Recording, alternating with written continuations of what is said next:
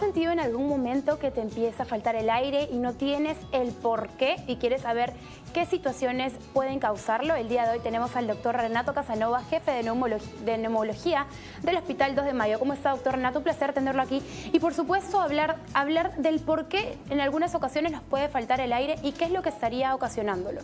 Bueno, de todo, buenas tardes. Bueno, faltar el aire es un síntoma muy frecuente en neumología y tiene múltiples causales, ¿no? Desde problemas asmáticos, cuadros infecciosos o este que está acá en el cuadro, que es la fibrosis pulmonar. El cual nos vamos a centrar, en el cual vamos a hablar y vamos a desenlazar el por qué nos da, a qué personas le afecta, de qué edad, a qué edad, quiénes son los candidatos para que este problema les dé a ellos. ¿Por qué? Muy bien. Cuando hablamos de fibrosis pulmonar, hablamos no de una enfermedad, sino más de 180 enfermedades.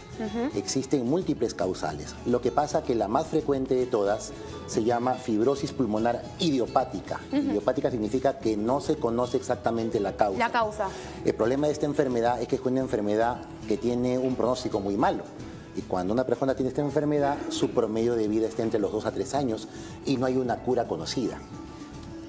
¿A qué edad le podría pasar a una persona que le aparezca fibrosis pulmonar? ¿Tiene algún tipo de edad mínimo? ¿A niños le puede ocurrir o necesariamente tienen que ser adultos?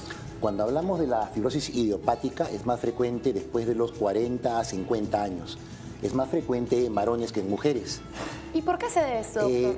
Probablemente hay una cuestión generacional, el varón quizás tenga información genética que lo predisponga, pero se han encontrado algunos factores de riesgo, como por ejemplo exposición al humo de cigarro, a los contaminantes, infecciones, etc. Pero realmente es una incógnita. Uno puede nunca haber fumado, nunca puede haber tomado una vida metódica y un día de eso le diagnostican fibrosis pulmonar y todos sus proyectos se ven tirados al piso, porque su tiempo de vida se ve cortada, ¿no? ¿Cuáles podrían ser los síntomas que esas personas están sintiendo, aparte de que sienta que les falta el aire? Porque comúnmente, como usted nos ha explicado, podemos llegar al consultorio y pueden decirnos que tenemos algún otro tipo de enfermedad, pero no necesariamente fibrosis pulmonar. Algo muy interesante es de que muchos estudios dicen de que el paciente llega finalmente al neumólogo después de haber pasado por lo menos por 5 a 10 médicos. Y muchos médicos, digamos, no tienen claro el diagnóstico porque lo primero que presenta el paciente es tos. Es una tosecita sin flemita, una tos que mayormente le dan como causa una gripe, un resfriado o una alergia. Pero esa tos es cada vez más y más persistente. Pero después de un tiempo, hablamos de unos años, se acompaña de agitación. Entonces la persona dice, ya no puedo subir los 2 pisos o ya no puedo llevar las bolsas de mercado como antes, me agito. ¿Ah, sí? Exacto. Entonces van a diferentes colegas y muchas veces son mal diagnosticados como asma, otros problemas bronquiales. Claro. Pero realmente la enfermedad es de una evolución lenta y cuando ya realmente uno está mal, ya no hay mucho que hacer. Ya no se puede resolver. O sea, cuando te da fibrosis pulmonar, como bien estamos viendo aquí en esta maqueta que tenemos aquí, estamos viendo que el problema está iniciándose aquí. Pero necesariamente va a atacar a los dos. O sea, ¿puede pasar que alguna persona puede vivir con un solo pulmón?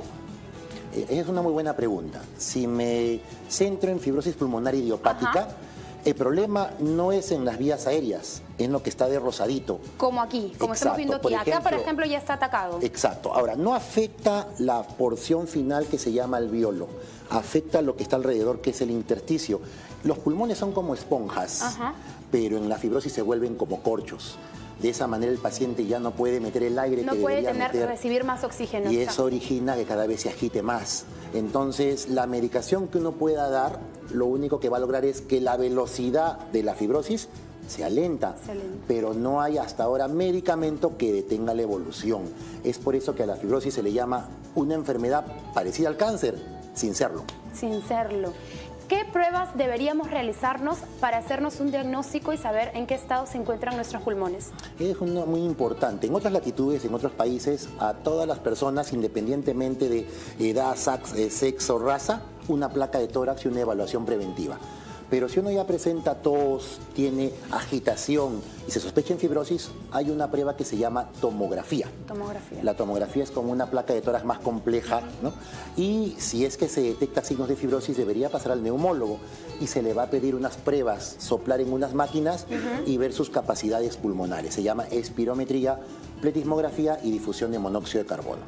Muy bien, recuerden todas las personas que nos están viendo en casa que muchas veces esta enfermedad se puede confundir con asma, con un tipo de bronquitis aguda, y lo que tenemos que hacer realmente si tenemos algún tipo de complicación con nuestras vías respiratorias es acudir a un neumólogo, que es la persona indicada para poder darnos un diagnóstico. Queremos agradecer al doctor Renato Casanova, quien es jefe de neumología del Hospital 2 de Mayo, por el día de hoy poder explicarnos este tema y poder comprenderlo un poquito más. Nosotros nos vamos a una pausa comercial, pero volvemos con mucho más en el blog de Karina.